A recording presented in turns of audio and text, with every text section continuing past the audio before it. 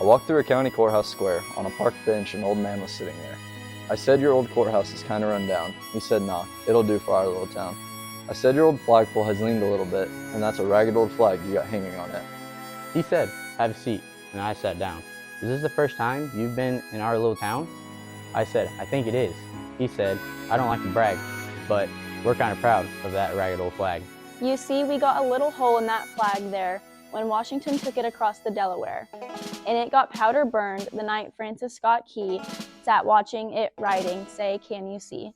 And it got a bad rip in New Orleans with Packingham and Jackson tugging at its seams. And it almost fell at the Alamo, beside the Texas flag, but she waved on though. She got cut with a sword at Chancellorsville, and she got cut again at Shiloh Hill. There was Robert E. Lee, Beauregard, and Bragg, and the south wind blew hard on that ragged old flag. On Flanders Field in World War I, she got a big hole from a Bertha gun. She turned blood red in World War II. She hung limp and low a time or two. She was in Korea and Vietnam. She went where she was sent by Uncle Sam. She waved from our ships upon the briny foam, and now they've about quit, waving her back here at home.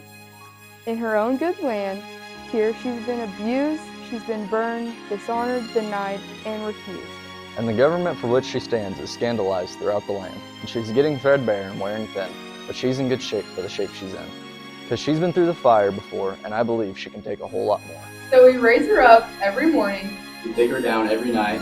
Don't let her touch the ground. And we fold her upright. On second thought, I do like to brag, 'Cause I'm mighty proud of that ragged old flag.